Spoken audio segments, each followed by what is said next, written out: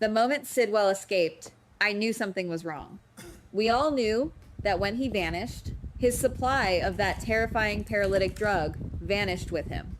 The clock was ticking. I keep thinking about the sheer, unadulterated panic that must have been coursing through Willow's veins when she stood over Drew and saw his fingers start to twitch.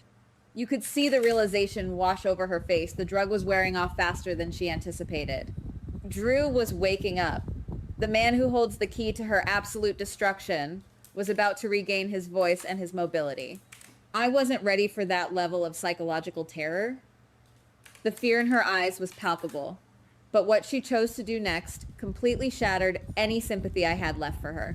I have to admit, I thought she would confess.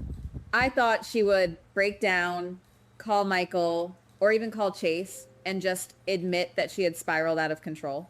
But no, she had one last unverified dose of that paralytic drug hidden away.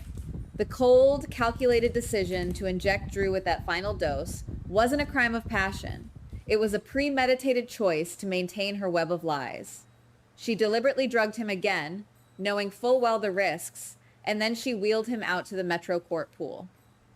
The visual of that scene is going to haunt me for a very long time. The juxtaposition of the luxurious, sparkling pool against the horrific, dark act she was about to commit is just brilliant television, but it is so hard to digest. She pushed him. She actually pushed a paralyzed man strapped to a wheelchair into the deep end of a swimming pool. I can't help feeling that this is the darkest thing we have seen on this show in a decade. She wanted to stage an accident. She wanted everyone to believe that Drew had miraculously regained a little bit of movement, lost control of his chair, and tragically drowned. Imagine the absolute nightmare of being Drew Kane in that exact second. A former Navy SEAL, a man built on physical strength, survival, and resilience, completely trapped in his own body. He was awake. He was aware. He could feel the cold water rushing over his face, filling his lungs, and he couldn't move a single muscle to save himself. It is pure, unadulterated horror. I love this storyline because it is pushing the boundaries of daytime television and giving the actors incredible material to work with. The dramatic tension is off the charts, but something still bothers me so deeply, and it breaks my heart into a million pieces. Enter Giovanni Palmieri. Sweet, innocent, talented Gio. He was just there, hanging out by the pool, probably thinking about his music or his future. He didn't ask to be part of this dark, twisted web of secrets. When he saw Drew go into the water, he didn't even hesitate. He didn't stop to look for help. He just dove straight in. He is a hero. He represents the pure, good heart of Port Charles that we so desperately need right now. And what does Willow do? This is the part that completely broke me. I can't believe someone finally said that, but Willow Kane is a monster. When she saw Gio diving in to save Drew, she didn't feel relief that she was being saved from becoming a murderer. She didn't snap out of her psychotic break.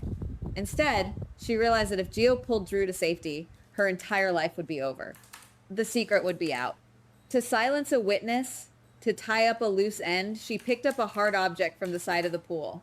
She waited for a teenager who was struggling to save a drowning man, and she violently struck him. She bashed his head in to protect her own lies. I understand why she panicked. I understand the primal, suffocating fear of losing your family, your freedom, and your entire life. When you are backed into a corner, human nature dictates fight or flight. But I still think that was a mistake the writers can never, ever undo. You cannot redeem a character who commits attempted murder on an innocent kid. Gio was defenseless, treading water, holding the weight of a grown man in a wheelchair, and she attacked him from above. It is cowardly, it is brutal, and it is irredeemable. How is Michael ever going to look at her again? How is Chase, who has been defending her innocence regarding the hit and run, going to process that the woman he has been protecting is capable of such horrific violence? Part of me wants to believe that this isn't the real Willow. Part of me is desperately searching for a medical excuse, a psychological break, a brain tumor, or some kind of temporary insanity induced by the immense stress she has been under. We cannot forget her history. She survived the Dawn of Day cult. She was manipulated by Shiloh. She has trauma piled upon trauma, and maybe the threat of losing everything just caused her brain to completely snap. I want to hold on to the memory of the sweet school teacher who loved children and fought so hard to be a good person. I want to believe she can be saved. Another part of me thinks that this darkness has always been there, just waiting for the right trigger to bring it to the surface.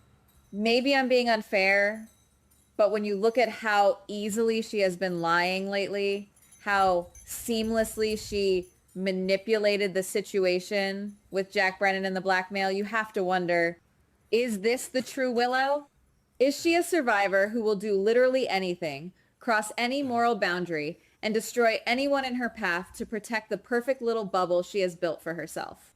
I honestly can't decide if I am thrilled by the spectacular villain era, or if I am deeply mourning the permanent death of a character I used to root for. The internal conflict is tearing me apart, and just when I thought my heart couldn't take any more anxiety, the mysterious witness steps out of the shadows. Guys, whoever this person is, they are the absolute MVP of the year. They didn't just stand there and scream. They didn't just pull out their phone to record it. They immediately called the police and then physically intervened.